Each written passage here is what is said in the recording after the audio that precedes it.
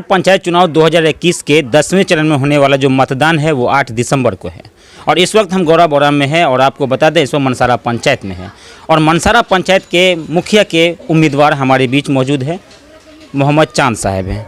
लगातार क्षेत्र जब भ्रमण में जब हमारे संवाददाता के द्वारा रिपोर्टिंग की गई ग्राउंड जीरो पर, वहाँ से जो जानकारी मिली, लगातार लोगों का ये कहना हुआ, जो रुझान दिख रहा था उसमें साफ साफ झलक आ रहा था, साफ साफ लोगों का ये कहना था कि हम इस वक्त चांद को सपोर्ट कर रहे हैं।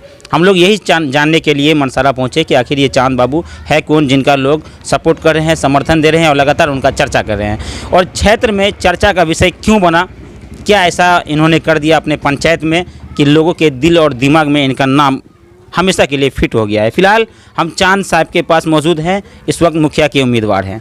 चांद साहब, सबसे पहले आपका हमारे चैनल पर स्वागत है। नमस्कार। हम तमाम जनता को अपनी ओर से नमस्कार करते हैं। असल में ये पंचायत मनसारा इससे पूर्व पहले 15 साल पीछे हो चुका है। हमारे पूर्व मुखिया हुआ करते थे गंगा प्रसाद यादव, जो कभी इस मनसारा के लिए कुछ करते थे। हमारे दादा मोतीउर रहमान सरपंच हुआ करते थे। युवावस्था में हम लोग चले गए देश विदेश कमाने, कुछ सऊदी अरब में टाइम गुजारा। फिर आया तो देखा कि हमारी बहू बेटियां वही मतलब अपने कपड़े ऊपर करके गांव में सड़क में कीचड़ में घुल रही है। ये सोच के मैं इस राजनीतिक में सेवा की उम्मीद से आया, न कि कमाई के। अल्हम्दुलिल्लाह हमारा कमाई अच्छा खासा है, हमारा बिजनेस है जो हमारी ट्रेडिंग कंपनी है। तो फिर मैंने इस गांव के जनता से वादा किया कि मैं आपको वो सब अधिकार दिलाऊंगा जो सरकार के द्वारा मिलता है। और उस दिन से मेरा यही इरादा बन गया कि इस गांव को सरकारी योजनाओं का पूर्ण लाभ देना। मेरा सबसे पहला सवाल यही होगा आपसे कि हमारे संवाददाता के द्वारा जो ग्राउंड जीरो पर रिपोर्टिंग कर रहे थे तब लोगों का ये कहना था कि हम लोग इस वक्त चांद साहब को सपोर्ट कर रहे हैं। क्या कारण है, क्या आपने ऐसा कर दिया? इसमें होता क्या है, ये ग्रामीण और पंचायत स्तरीय चुनाव जो है ये तमाम लोगों को एक एक घर से जोड़ता है और इसमें हम पूर्व प्रत्याशी हैं जो अपने निकटतम मुखिया, वर्तमान मुखिया के निकटतम प्रत्याशी, क्योंकि मैं 81 वोट से इलेक्शन हारा था। तो लोग इलेक्शन लड़ने के बाद घर बैठ जाते हैं या फिर अपने कारोबार में लग जाते हैं, लेकिन मैंने ऐसा कुछ नहीं किया कि रोजी रोटी खुदा देता है। और मैं पिछले 5 साल से इस पंचायत की सेवा में लग गया कि आपको जहाँ तक हो सकता है मैं मदद करूं। जैसे मिसाल के तौर पे हमारे गांव में बिजली नहीं थी, हमने विद्युत प्रमंडल दरभंगा में कई बार मीटिंग किया, अपने सहयोगी अपने ताल्लुकात वालों से पैरवी कराया कि अति शीघ्र और हमारे गांव में भ्रष्टाचार मुक्त बिजली का कनेक्शन दिया जाए। चूँकि हमारे ग्रामीण क्षेत्रों में इंजीनियर के द्वारा, मिस्त्री के द्वारा जो भ्रष्टाचार होता है, जिसमें 200-400 लोगों जनता का जो शोषण होता है, उसको रोकने के लिए हमने स्वयं बीड़ा उठाया।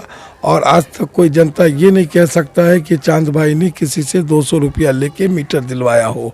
किसी का आधार कार्ड बनना है, किसी का राशन, जो मुझसे बन पड़ा सामाजिक तौर पे हमने अपने जीवन को इनके सेवा में समर्पित किया है। कारण से जनता की नज़रें मुझ पे है कि काश हमारा मुखिया ऐसा होता।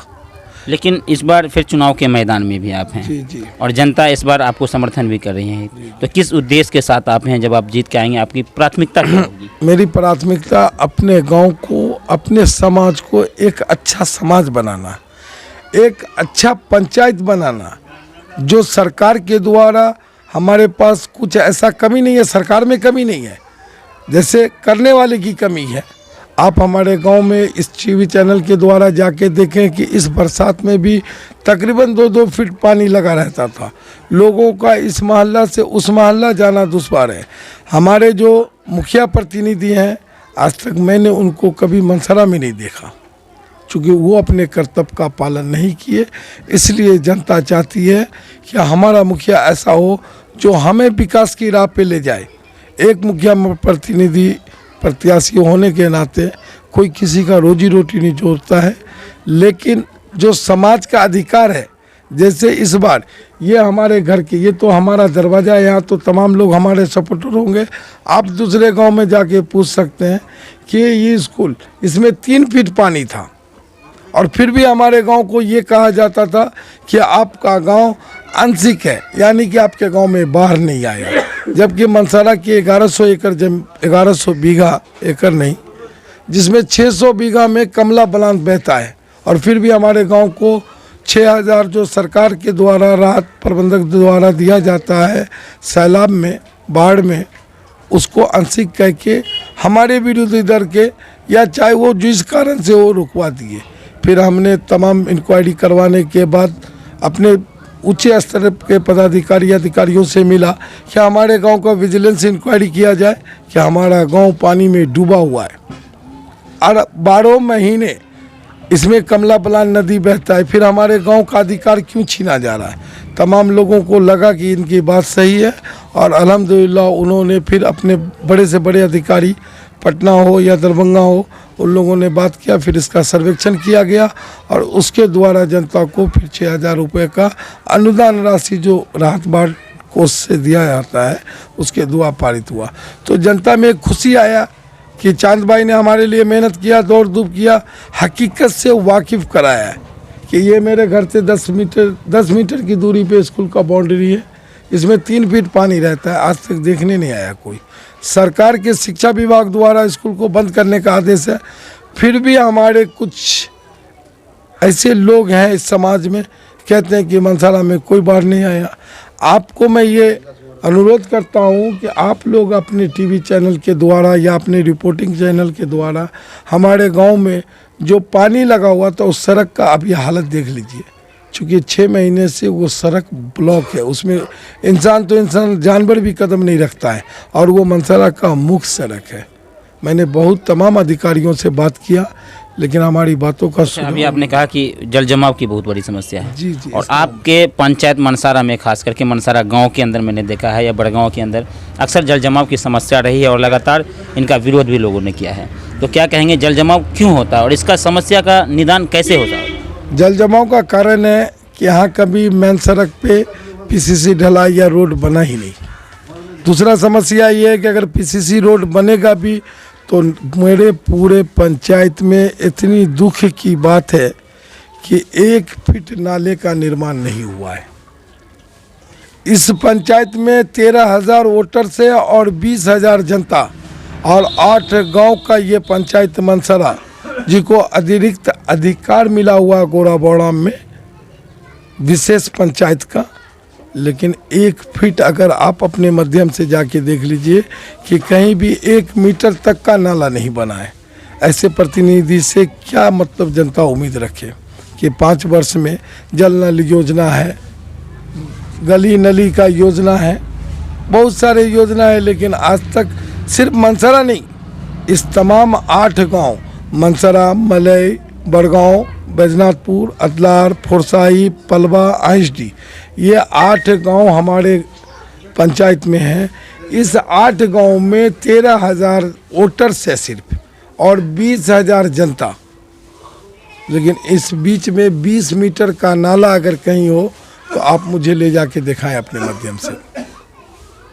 यानी जल जमाव की सबसे बड़ी समस्या नाला के कारण हुआ। तो जब आप कर जीत के आएंगे तो आपसे क्या उम्मीद रखे जनता? हमारी जनता से उम्मीद ही नहीं, हमारा वादा है और इरादा भी है कि हम जब इस पंचायत की प्रतिनिधि बन के आए, ऊपर वाले आप लोगों की दुआ से प्रतिनिधि बना दें, तो प्रतिनिधित्व जो करूँगा वो सिर्फ सड़क ही नहीं, अच्छे समाज की स्थापना करने का कि हमारे बच्चों को स्कूल में कैसे पढ़ाया जाता है।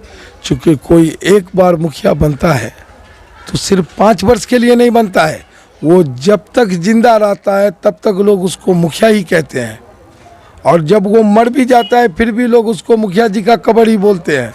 तो कर्तव्य जो मुखिया का है वो करके दिखाना है जनता को। वर्क तो होगा ही, जनता सरकार के द्वारा जो पारित है, एक अच्छे समाज की स्थापना करना है। गोराबोड़ा में बहुत छोटे छोटे पंचायत भी हैं, इस पंचायत को देखेंगे 8 गांव का पंचायत है। दुख की बात यह है कि 5 वर्ष मुखिया रहने के बाद भी आज तक 1 मीटर नाला नहीं बना, तो जनता क्या करेंगे? किसी का बच्चा गड्ढे में गिर जाता है, किसी बूढ़ी औरत सड़क पर गिर जाती है, उसका पैर टूट जाता है। हम उन प्रतिनिधि से सवाल नहीं कर सकते, हमारी जनता स्वयं सवाल करे और स्वयं फैसला कर देगा इंशाअल्लाह कि हमारा नेता कैसा। चुनाव चिन्ह क्या है आपका? ढोलक छाप दिखा। हमारी वाइफ यहाँ से, हमारी पत्नी इशरत परवीन महिला आरक्षण सीट होने की वजह से वो यहाँ की उम्मीदवार है। और ढोलक छाप 2 नंबर पे, ईवीएम मशीन में 2 नंबर पे ढोलक छाप हमारा चुनाव चिन्ह है। अपने मतदाता से क्या कहना चाहेंगे? मतदाता से यही वादा है कि यही कहना है कि मैं आपसे हाथ जोड़ के विनती करता हूं, आप मुझे वोट देकर एक प्रतिनिधि बनाएंगे, मैं आपको एक अच्छा पंचायत और एक अच्छा समाज दूंगा। फिजूर रहमान उर्फ चांद बाबू के नाम से, लेकिन चांद बाबू के नाम से लोग जानते हैं इनको। आज इनके पास पहुंचे थे। जो पिछले वीडियो आपने देखा होगा उनमें जिस तरह से चर्चाएं थी, वही चर्चाओं को लेकर एक बड़ा हम लोग यहां पहुंचे और जानकारी लिए कि आखिर इतना बड़ा आपके पूरे पंचायत में जो मतदाता है उनके जुबां पे सिर्फ आपका ही नाम क्यों है। चलिए अगले वीडियो में फिर आपसे मिलेंगे, तब तक के लिए मुझे भी दीजिए इजाज़त। धन्यवाद।